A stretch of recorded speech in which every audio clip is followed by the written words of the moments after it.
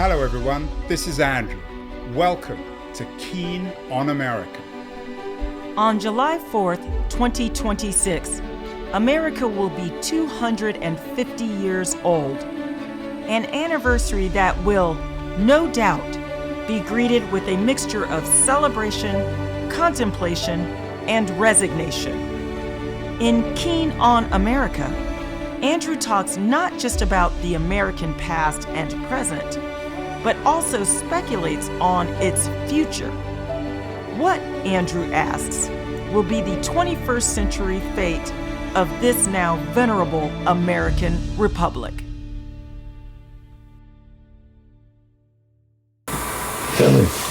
Hello everybody. We've done a number of shows recently on how Donald Trump is wrecking America. It's hardly news, but there are other ways of thinking about Trump. My guest today, Peter Leyden, I've known him for many years. He was early on involved with Wired magazine. He's a man from Silicon Valley. He's written many books, given many speeches. And he's currently the founder of Reinvent Futures, and he's writing a book about imagining the future of America. And he's thinking in an interesting way. He's beginning to think, I think, that Donald Trump is unintentionally changing America, potentially even for the good. Is that fair, Pete? I think it's fair, but you need me to explain it before people run with it and think I'm some MAGA true believer. Yeah, if you were a MAGA true believer, you probably wouldn't be here. So you've got this interesting piece in The Great Progression, your Substack newsletter, about what you call a positive reframe of what Trump might be doing for America in the long term. What do you mean by this? What exactly is the long term? I know you're thinking in 80-year cycles on this thing. Well, that's really long term, but actually, this idea started to occur to me once the American public, by a relatively thin but still significant margin, voted in Trump over Kamala Harris. And I'm, been here in the Bay Area, San Francisco Bay Area for 30 years and kind of living in Blue America. Pretty much everybody I knew was completely freaking out and starting to and go into increasing panic around what was going on. But it kind of made me think and stop and kind of that I actually look at elections in America as there's some kind of crazy folk wisdom almost that comes out of these moments where Americans choose a path that might not be a super conscious way to go forward, that they're actually crystal clear on, but that there's a kind of gut feeling of this is the way the country needs to go. And I think that's also true with the referendums here in California, and we can go into why that is. But it often defies, at first, like, why did this happen? And so it is an idea that I've been thinking about for a while, which that there was a gut feeling in the American electorate that between Trump, a guy who had the potential to really kind of take down and attack essentially some of the core pillars of what America has been for the last 80 years. For example, the kind of Pax Americana. He was challenging that to roll back the Pax Americana with America as the global policeman. He was also challenging the idea of the big bureaucratic welfare state that has been the backbone of middle-class life for the last 80 years. He was the only one talking about a fundamental challenge to that and a way to dismantle that and to try to move beyond that. And Kamala Harris, and for that matter, all Democrats, were essentially conservative in that way of like, don't touch it, don't dismantle it, don't pull back from any commitments. And I think Americans understood at that moment that, you know what, as tough as this is going to be, we got to go forward. And part of it is we have to let go of that past to open up the space of the future. Now, we can debate whether that's true or whether that's going in their heads, but that was the first way I started to think about this, is what was really going on in that election. And then it also has now developed into a full-blown theory, the way I kind of laid out, which I've done now in my Substack and developing for my next book here, The Great Progression. I'm trying to lay out this to people to really consider from a big picture, long-term perspective, what Trump is doing could actually be positive for America, but not only positive for America, it could create an incredible opportunity, not for the MAGA folks, the Republicans, and the conservative movement, but in fact, it's opening up a space for Blue America, the Democrats, and what would be in the next generation of progressives. And that's the counterintuitive thing that I think people, when they read this piece, are it's why it's going viral. It's like people are going, that's an interesting idea. So you're thinking of America in a systemic way. You're suggesting that the old is dying, the new hasn't been born, but we know there's something inevitable about some sort of newness eventually appearing. It's sort of taken in some ways from Antonio Gramsci's philosophy of history. What is dying, Peter? What old world is disappearing? Well, I would say, put it this way, there's been these key junctures in history. In American history, they've come every 80 years, and we can go into why is that and why it happens. But the last time America essentially reinvented itself was coming off the Great War, the World War II, and basically coming off the Great Depression and the building of the explosive expansion of the post-war world, which in 25 years kind of remade America and set a model for the rest of the Western world. So that world that was created essentially was an incredible advance for its time. It did a ton of great good things for the next 80 years, but it has become increasingly long in the tooth, if you want to be fair, or it's just starting to get dysfunctional, or it's kind of way past its prime, however you want to think about this. And so what's happening increasingly in you could almost say the last 25 years, we've watched that the kind of Pax Americana, America is the global policeman, defending the entire world, keeping everything stable, tamping down another world war. Great thing for the time, but in fact, it's overextending America. It's leading to kind of unbelievable trillion-dollar deficits. It's actually distorting what's going on in the world all over the place. It's just unsustainable in the long run from America's perspective, but it's also not even healthy for the world. Same thing with these big bureaucratic welfare states. At the time, they were great. They built out the middle class. They basically gave security and kind of the safety nets for kind of people to kind of go through the trauma of their lives and the growth of the economy and the shifts of what's going on in the modern world. Unbelievable improvement of what happened previously before that in America and throughout the West. But that too are getting bloated and kind of bureaucratic and can't get anything done, and the money that's being allocated can't even get out of the field. I mean, it's a systemic problem that is just after 80 years, these things are just way, way, way past their prime. And I think so there's a kind of way to think of the old system is that when you look at it through the lens of the government. This is the way the right wing and Trump has been looking at it. It's like those things have to go. But it's not just that. From the left side, you could base this left to center side, say, the old system of carbon energy, of kind of, the internal combustion engine, the idea of industrial production that's throwing off plastics, but also kind of polluting the world and kind of screwing up the entire climate and the planet.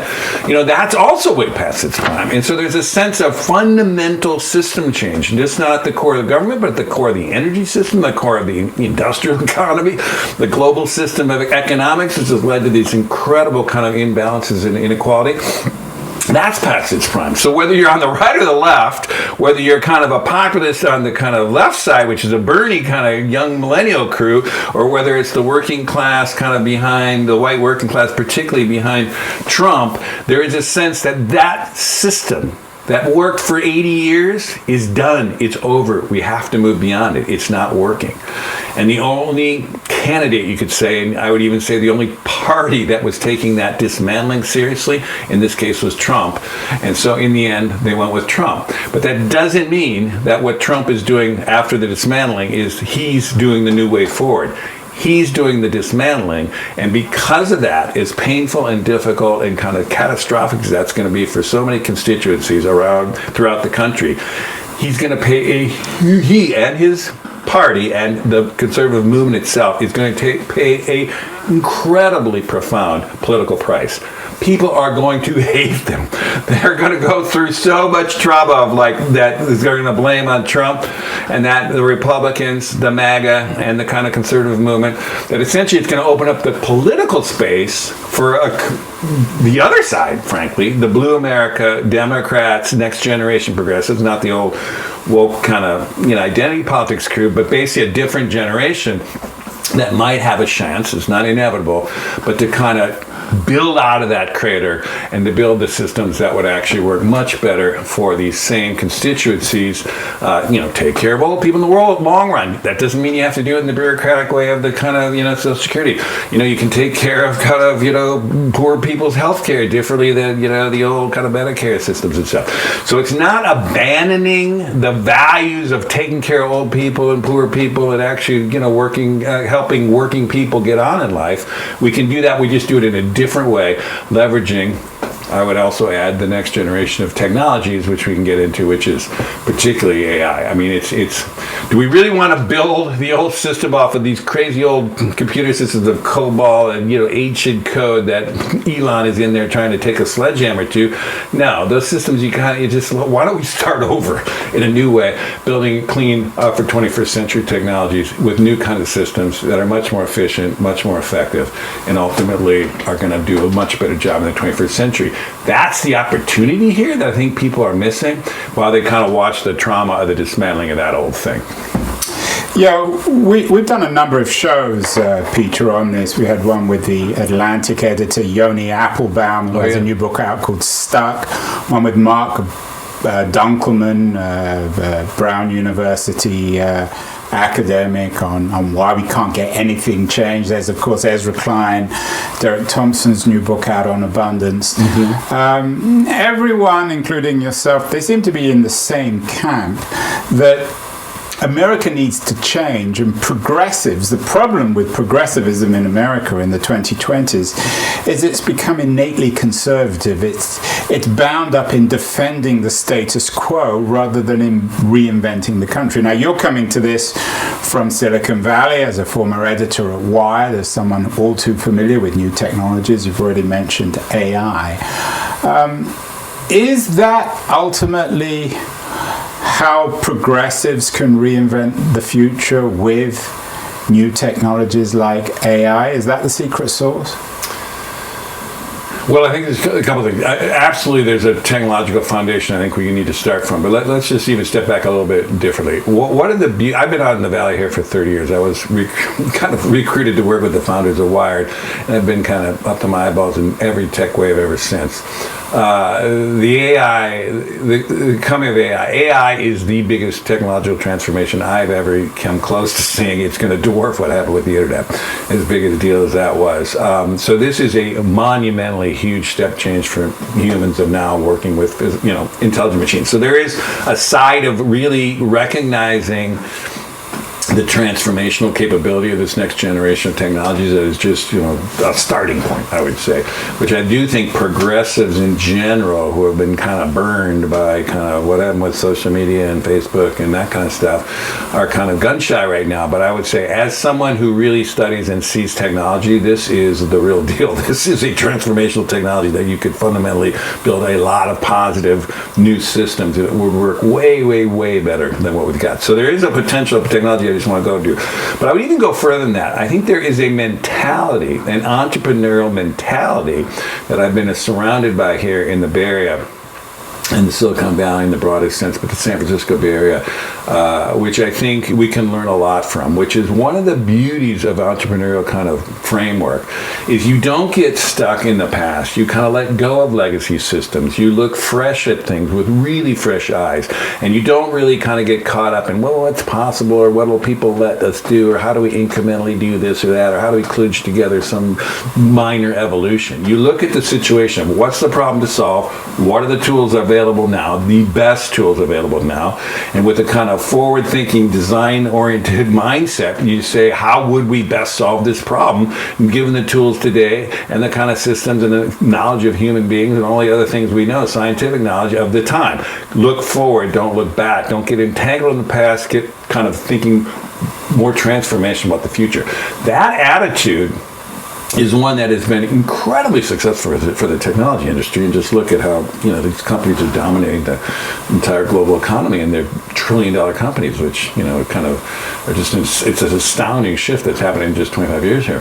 But I think it could actually be a good lesson for the broader sense of how would we reinvent the economy, how would we reinvent the society, how would we reinvent cities, how would we reinvent transportation systems, how would we there's a healthcare system, how would we reinvent the educational systems.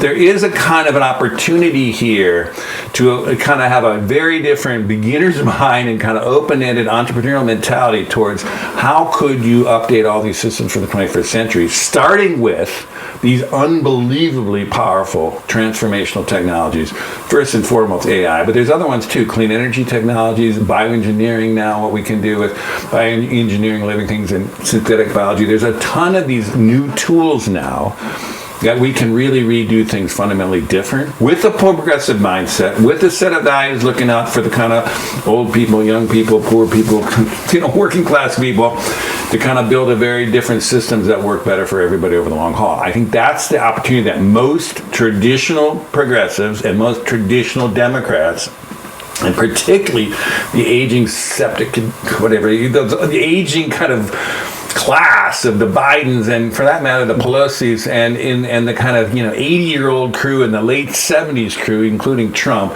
are completely missing, is that there is an opportunity here for a next generation of progressivism built on the next generation of technologies that could really fundamentally reinvent America and actually set a model for the world. I mean, if that sounds crazy now in the midst of this Trump thing, just think that we're think bigger, think more with a longer lens, and think what someone in 50 or 100 years from now going to look back at what's going on here. The big picture is we're dismantling an old thing that had to go. We're just starting to build a new thing, and the new thing is going to be built on 21st century technologies, not 20th century ones. So I take your point, Peter, and I don't think anyone would disagree with this broad view. But some people might say this is all very well. The first technological innovator to come at this is Elon Musk, whose Doge organization seems to be decimating the state, laying off civil servants and essentially not replacing them. You've noted that the old welfare state, the FDR New Deal, is going away. That was the old system, and it needs to be replaced by something else. If the Trumpian version is a kind of, I don't know how you would call it, some people would say a kleptocratic state, where a group of rather corrupt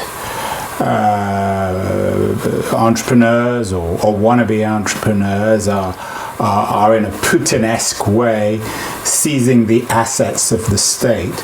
What can progressives do that offers a third way, rather than just the kleptocracy of the Trump regime, or the old-fashioned centralized New Deal of traditional democratic rule of the FDR world?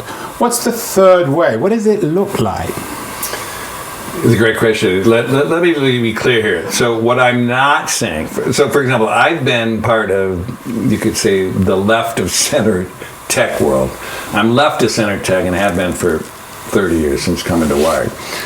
I was also involved deeply in the early Obama years. I actually was involved in his first campaign. I actually was kind of all entangled in what was essentially the Obama tech world, where 80% of the tech world was probably more Obama side, and there was always this 20% libertarian right-wing side. What's happened now, I will say, for most of my 30 years, it was like 80% is left of center tech, 20% kind of right of center tech, libertarian. What's happened recently is, with this advent of AI in particular, and with essentially, I would call it the old school factions of the Democratic Party, the academic left, the identity politics left, the kind of old school politics left, Biden and his kind of the whole regime, his whole many of his whole administration. There's been essentially you didn't understand what was happening fully from the tech perspective, and so what's happened is you've watched the tech world look at what are the political options out there. Is there this kind of stasis, protect the old thing, Dems, or is it this kind of crazy wrecking ball Trump? And right of center tech, which used to be the 20%, said, damn it, we're just going to hook ourselves onto that Trump train, which has at least a shot of winning. And if they have a shot of winning, we can basically kind of take advantage of that. That was Elon and Andreessen, that whole crew, Sachs. They made their move only in recent times. By the way, it's only happened about a year ago. when they saw the opening.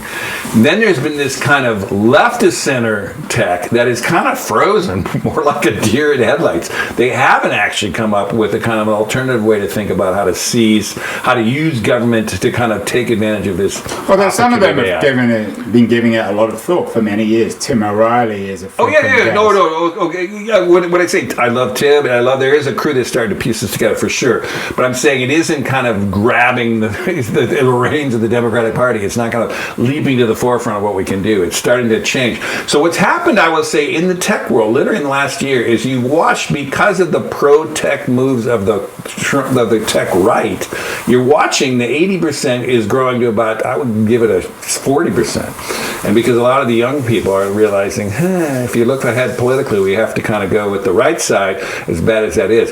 And so, but what I actually feel, and you're kind of, this is getting back to your point of it, as I think what is starting to happen now is you're watching the left of center tech, the counterbalance to the right of center tech, when the right wing tech of Elon and them, I think is starting to gear up now. And I think there is going to be a kind of a pro-tech, pro-growth, pro-abundance, from a tech point of view, agenda that is going to be coming together, that's going to try to make the most of AI, make the most of clean energy technologies, make the most of bioengineering too, which gets a little bit down the road when that's going to hit. But basically, we're going to start to watch an alternative to the Elon way to go. And it's going to be, how do we actually take these? Now, I'll give you one example. Elon is just taking a sledgehammer to the thing. He's taking it, whatever you want to call it, the kind of the chainsaw to the whole thing. That's the dismantling. That has nothing to do with basically the rebuild of how to actually do it right. And if he's trying to strap in AI in there somehow just to cover body count. I think what's really needed is the party of government, the party that actually believes in government, the side that actually believes we need a counterbalance to the market and big business, which is the Dems and the progressives, have to come up with an alternative that could actually say, it's not just about the dismantling, the replacement, far from it. It's about how do we leverage these things to accomplish the same things, if not more effectively and more efficiently going forward based on these new technologies. And I think that's what's missing right now, is that pro-tech, pro-growth, you could say, kind of way forward for the Democrats and the progressives. But I do think it's just getting started. I think that's what's going to come up. And I think by the midterms, you're going to see a really rigorous policy discussion around this. And I think ultimately by the next presidential term, there will be a flat-out, full-throated way forward that's going to be built on the next generation of progressive thinking around the next generation of these new technologies. But Peter, what does it look like? It seems to me as if most progressives still think that technology can be utilized by the old state. We save the bureaucracy and we have more efficient AI and biotech and all the other technologies that are changing the world. Could it actually be bound up in the re-architecting of government itself? Musk and Trump clearly want to get rid of the state. They want to minimalize it or just destroy it. Is there, again, a third way? Is it more local, more state-based, more individual-based? What exactly does it look like with these new technologies? Or do we need to think of the network effect? You've been around Silicon Valley since the birth of the internet. Is the idea of the network intrinsic to this third way?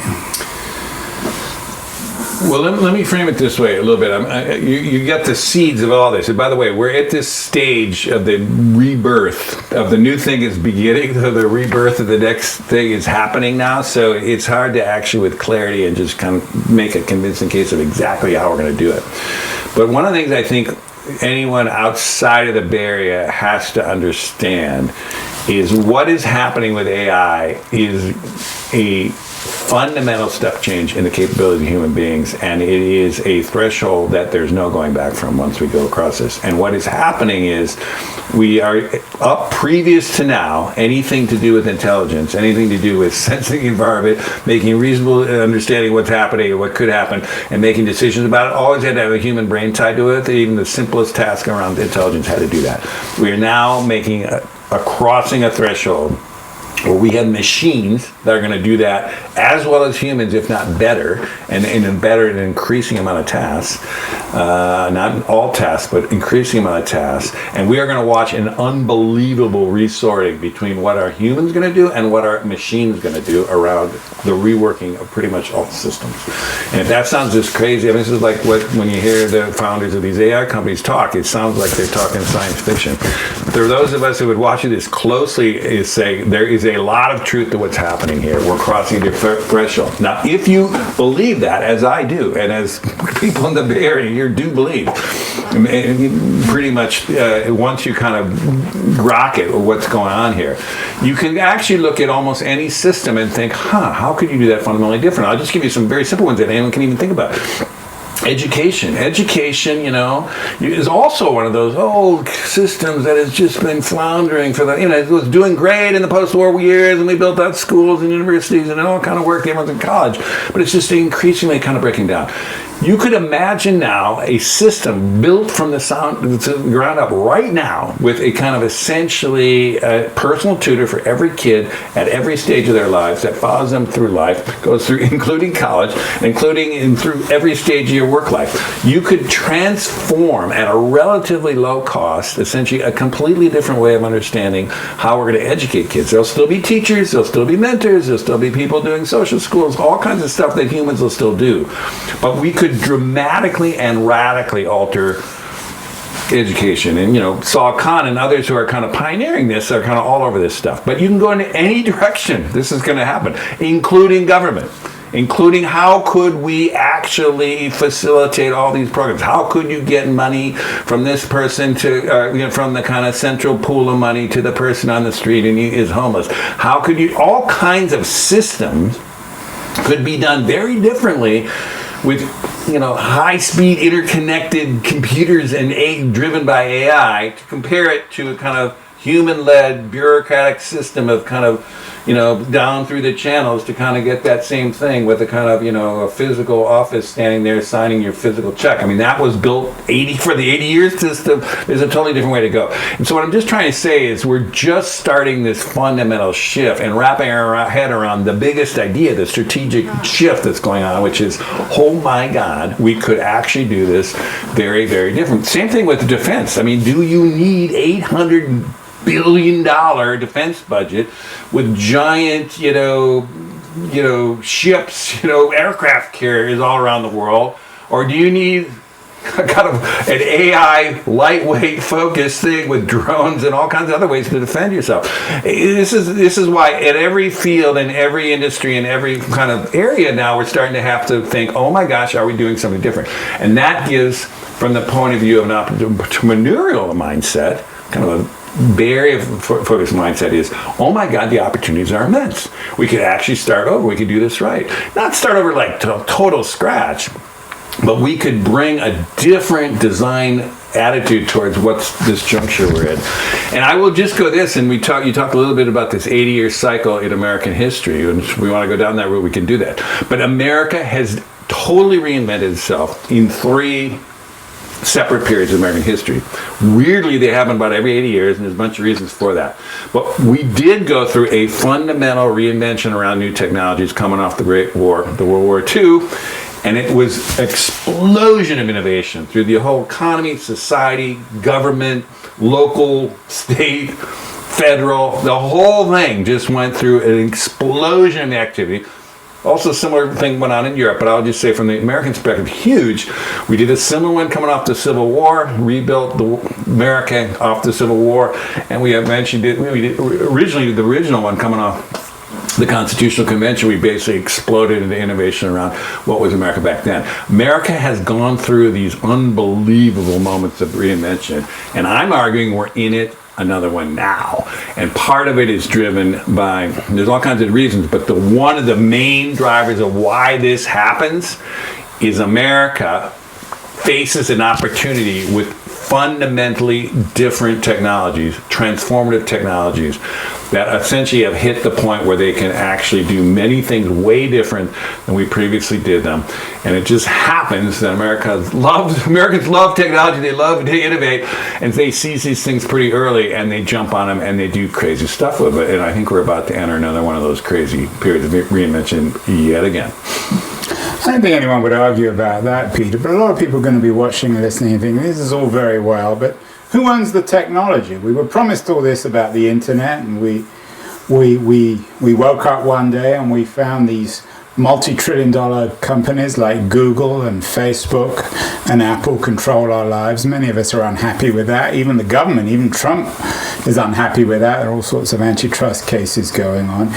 In this, what some people might think of as a brave new world, borrowing from Huxley's famous 20th century book, you talk about defense and the replacement of the old state with innovation, but shouldn't we be fearful of Palantir, for example? Or shouldn't we be fearful of OpenAI when it comes to AI? You've got these immensely powerful tech companies that are focused on their own self-interest, their own profit. They're for-profit companies. I mean, AI is a bit murkier than that. So from a progressive point of view, I take your point on the innovation. I take your point on the not defending the past.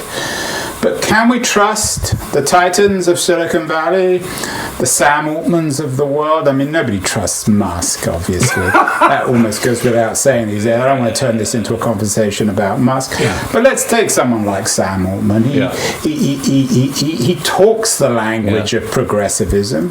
But can we trust him and OpenAI with our future? Won't it just turn out to be history repeating itself, and more powerful tech companies mining our data, exploiting us while they become richer and richer, more and more powerful? Well, interesting.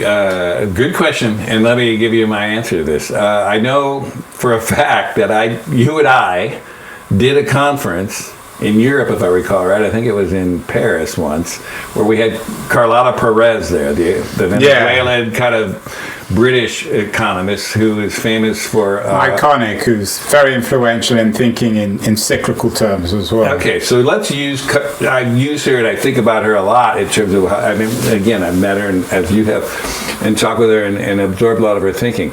But one of the insights that she comes up with is that every time you come to these eras of kind of the arrival, essentially, of a transformational, game-changing, world-changing technology, a general-purpose technology that just gives humans a step change and really ends up dramatically changing all the systems around it. And this has happened periodically, again, on kind of long-wave cycles, which we can go into.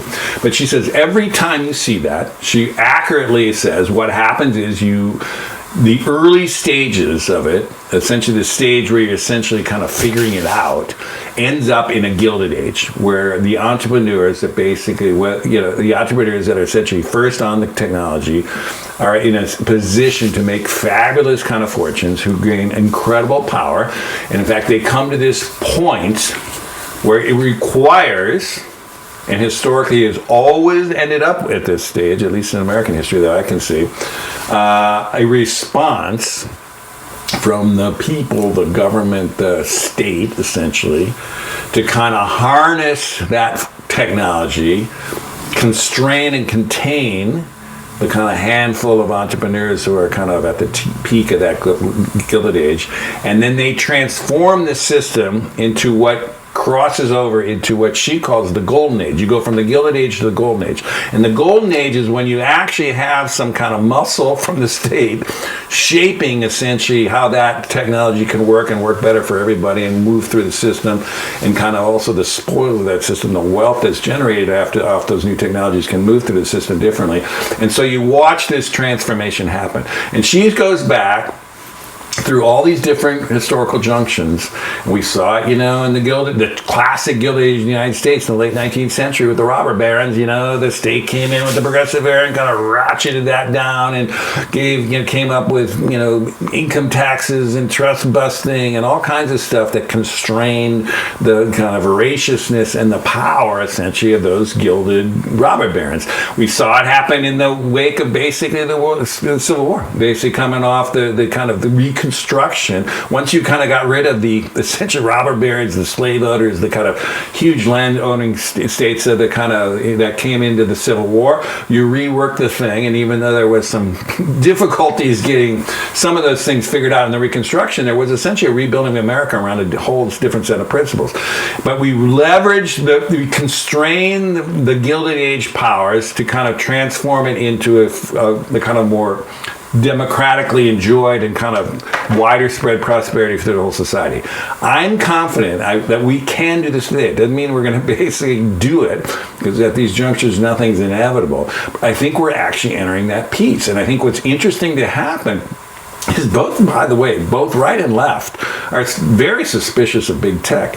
I mean, you don't see Trump dismantling this kind of, the antitrust suits against Google and Facebook, and a lot of these are just they're hitting right now. They started with the Biden administration, from, you could say, the kind of leftist center kind of antitrust, but they're being continued basically from essentially the right side. It doesn't look like they're going to dismantle them, because there is something healthy from both perspectives of kind of constraining those Gilded Age monsters.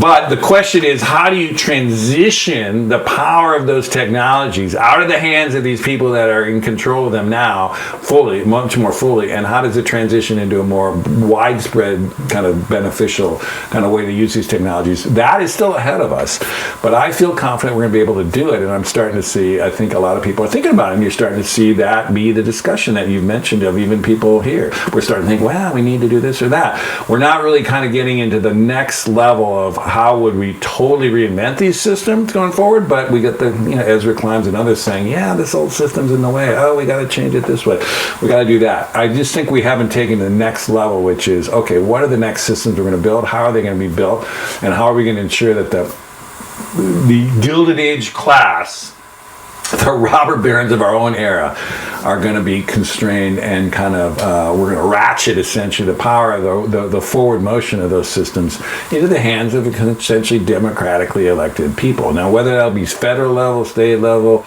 local level, all the above. The progressive age wasn't just, the president doing a few things. It was a kind of crazy amount of innovation going at all levels of government, all through the country. And I think we're going to probably run into something like that very soon. And in fact, I think it's starting to get dawn on people that we're starting to move into that direction now.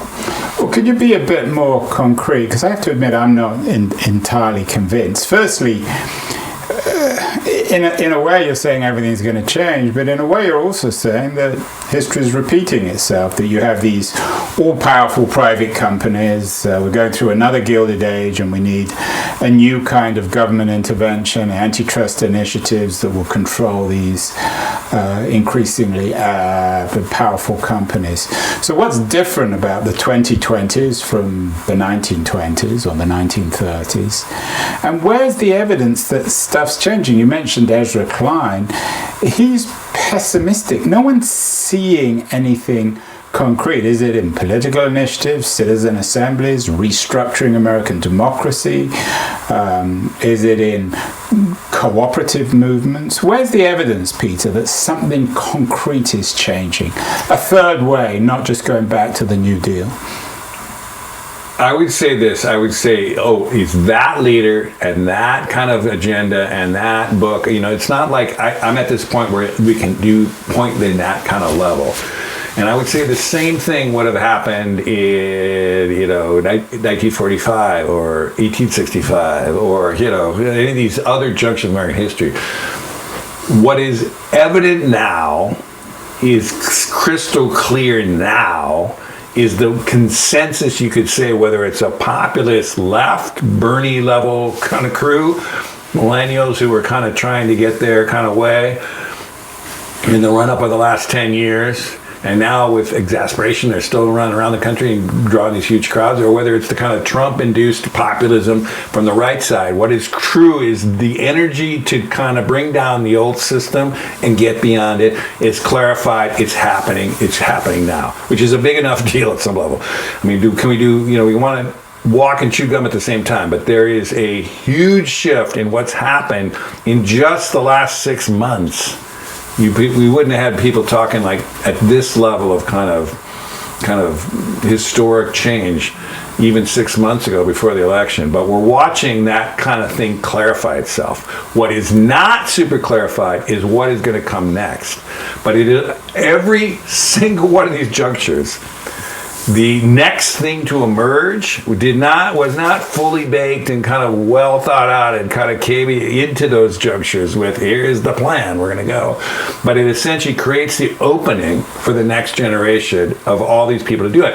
And I would just say the encouraging thing I'm watching now is people like, Gavin Newsom, for example, or Ro Khanna, or there's a lot of these kind of emerging, who you'd say are leaders on the kind of left of center side of things, are not snapping back into just defending the old thing and not just saying, oh yeah, we just got to shore up the old Social Security once we get back in power. Oh, we got to just restore AID the way it was done. They're basically I would say the people that are most forward-thinking or most future-oriented are actually listening now deeply. They're starting to rethink their positions, and you're watching a lot of new ways forward. And even in the local politics here, and we're in the Bay Area here, but basically there's a next generation of these kind of up-and-coming mayors, the new mayor of San Francisco, the new mayor of, relatively new mayor of San Jose. They're kind of a tough-minded, forward-thinking, get tough on crime, go forward. They're starting to rethink things, and they're actually starting to kind of firm up the nascent beginnings of these new agendas. Is it fully baked? Is it kind of, here's the thing? No. But this is the beginning of that stage, and then we have the space cleared now to think big, broad, clearly, in ways that we didn't have even 6 months ago. You couldn't have gone out into the field, before this last election, it's the same way in the left to center and come up with this crazy ass kind of let's rebuild everything around AI. Those kind of things, or even kind of ways that, we've got to dismantle the old systems. You couldn't even talk like that. But now here we are, post-election 6 months, or not even 6 months, and that's a conversation. It's not only just, hey, what would happen if we did this? It's like, what are we going to do to rebuild this after this kind of destruction? But again, this is my project that I'm working on now through Substack, my ultimate book, and I'm having a series of events around this thing, is I'm trying to catalyze it just like you. I want to see those clear answers. I want to see those key leaders that are taking the way forward. I want to see more systemic treatments of like, how would we really rethink this at a fundamental level? I just think we're too early in the phase here, and we have another discussion in a month here, not a month, but maybe a year from now. I think it'll be much clearer. And I think in the 2020 midterms, you're going to see a much sharper kind of understanding of what comes next. And I think by the next election of the president, you're going to see fully baked, complete kind of ways forward. That'll be much more radical than the kind of discussions we've had in many of the presidential elections leading up to now. And that's the same way it actually happened at every one of those junctures. They basically, once the card is tipped, once the old systems are dismantled, once the furious kind of populist backlash is absorbed, then you start to have to sift through the wreckage and start to think, what is the way forward? Those ways forward, by the way, are almost always built. In fact, I would have to say almost always built by what we would call, in political science terms, a progressive side, a kind of innovative side, a pro-progress, a pro-forward motion, a pro-innovation side, not a conservative side that tends to harken back to old systems, shore up the old thing, be cautious, all the kind of things that we associate with conservatism. So weirdly, even though people are thinking, oh, blue America, progressives, Democrats are in the hole, I think if you're going to see the new way forward for America, it's probably going to come out of that. Who exactly? Hard to point out now, but it's emerging. There's also, Peter, we haven't talked about yet, the international dimension. In your 80-year cycles, 80 years ago in 1945, when the Second World War ended, Europe had destroyed itself. America was in a remarkable position. It was the dominant power in the world, and the last 80 years have been one of American hegemony of one kind or another. Today in 2025, though, you have China. I do another show, a weekly show with Keith Tier. That was the week he has a tech newsletter. Last week we did an interesting show which revealed that the Chinese are investing much more successfully around the world in architectural projects, especially when it comes to rare minerals, investing in local communities, Africa, the rest of the non-industrial or the developing industrial world. So something has changed.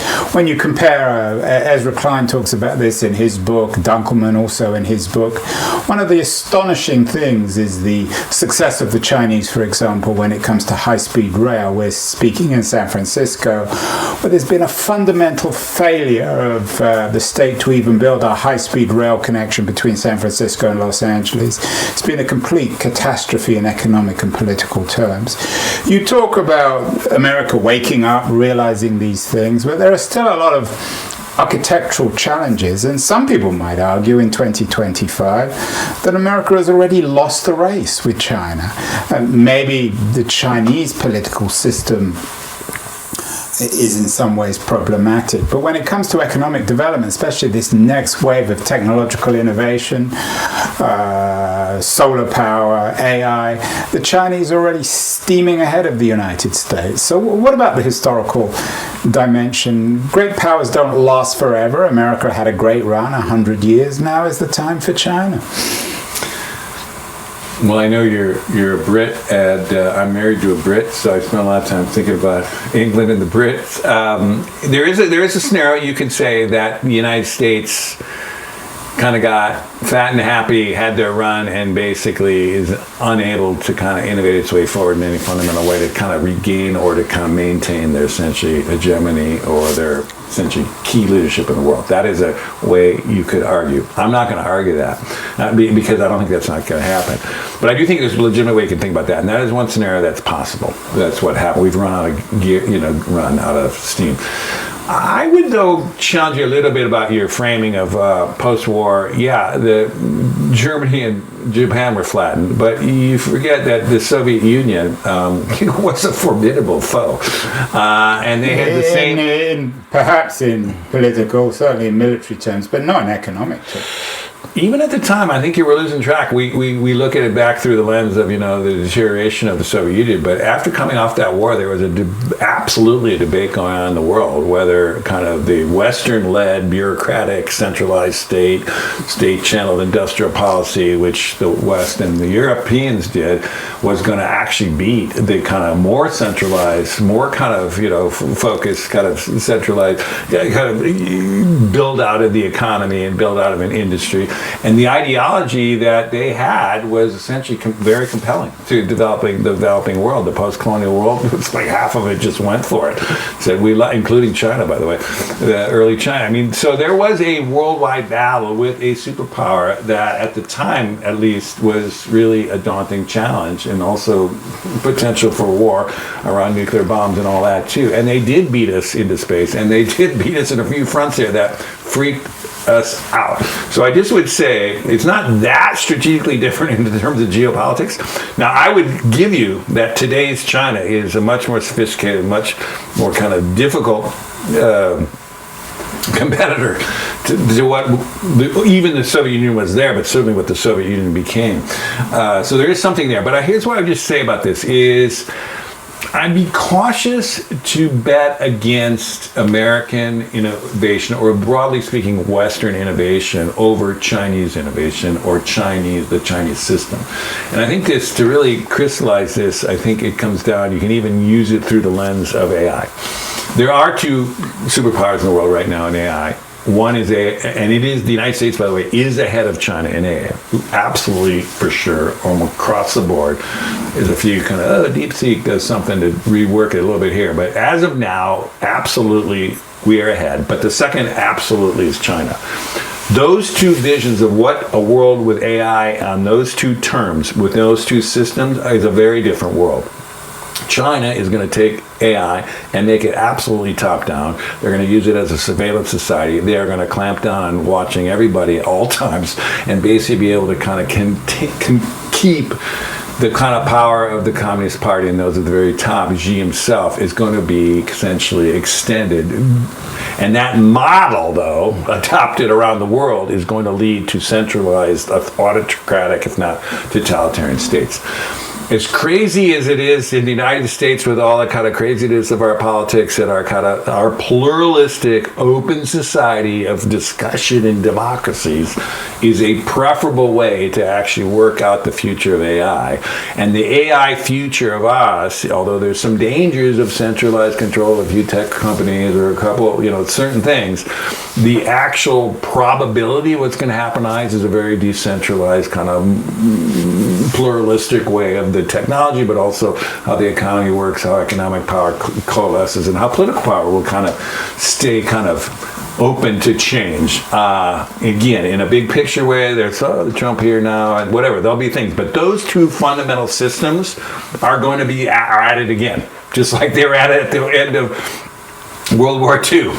And we basically watched 80 years, well, not 80 years, about 50 years there of a Cold War. We may be in something like that with China, and that's kind of the way people are thinking around AI right now, both parties on our side kind of coming together essentially on how do we deal with China and AI. But so I would just say, I wouldn't count America out yet. And I would say this, it's something I haven't really written up yet, but I'm going to do so, which is one of the things that people from afar, particularly Europe, looks at us and they just think, what the hell is America doing to itself? And there is a kind of side that is just, are we out of our minds? But there's another side of it, it's like, this is kind of what Americans do. They are crazy enough to kind of disassemble the entire system that they've been squeezing the juice out of for a while to kind of start over to try to do it better again.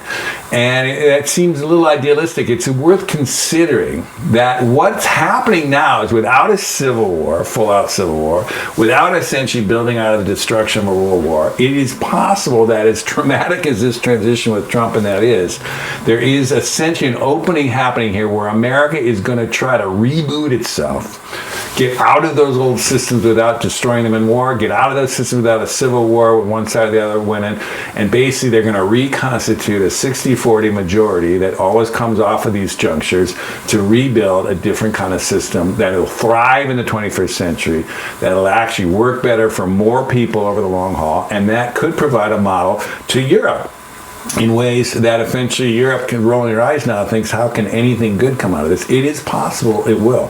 And here's the funny thing about it. There's no way Europe is going to innovate the way forward into a fundamentally different system. They can barely eat their way incrementally ahead, incrementally by this or that. What would have been the Biden, Kamala, old Democratic Party way forward also wouldn't have had enough in it to kind of reinvent America in any kind of fundamental way. They would have just kept adding programs and squeezing the juice and tweaking it here and there to keep the damn thing going. And so that wasn't going to win it. So if from a Western point of view or a non-Chinese point of view, you want to figure out where would you look for the way forward for these next systems, I think you still got to give the best chance at it in America. And if you're in America looking at where is the innovative space of America that you start looking for, it's California. Still, not Texas, but California. As gummed up as we are with process, it's still where tons of innovation goes. And ultimately, I think you look for Northern California. And I think what we're going to start to see is a generation of political leaders, which are not as well known beyond Gavin in our system here, to those outside the country or let alone outside the state. But there is a next generation of tough-minded, entrepreneurial, innovation-focused leaders that I think are going to be really interesting to watch in the next 4 years. And I think with that, I'd say do not bet against generally human ingenuity, but American ingenuity at these junctures, and don't actually bet against California. I'd also say, for those of you outside of the state, if there's one place on the planet I'd be looking right now to see what's this new way forward, a fundamentally new system-wide fundamental changes to go forward, I'd say look at Northern California right now, and at the very least keep an eye on this place, because I think a lot of interesting stuff's going to happen very fast. Well, I hope you're right, Peter Leyden. How do people keep up with your work? I know you've got a Substack page, The Great Progression. How do people keep up with all your work? Well, I mean, my name's Peter Leyden, and it's Luyden. You can go to peterleyden.com, which is everything about me, including a lot of my speaking. I do a lot of public speaking. You can also go to Peter Leyden at Substack, which is essentially my Substack, which is called The Great Progression 2025 to 2050. And I purposely add the Great Progression 2025 to 2050 is trying to think through the next 25 years of how this is going to play out and could play out. And that's being developed into a book that you'll be able to get at some point here soon. But those are the ways to follow me and all the normal social stuff, but you'll find that through my website. I'd love to keep in conversation with you. Well, it's a pleasure, honor to have you, Peter, on the show. You and I have crossed swords many times at conferences. Many times, and this is a good we'll have to do it again. I know will. You've got some live events, and we'll get you back on the show because this conversation is only just beginning. Thank you so much. Fantastic. Thanks.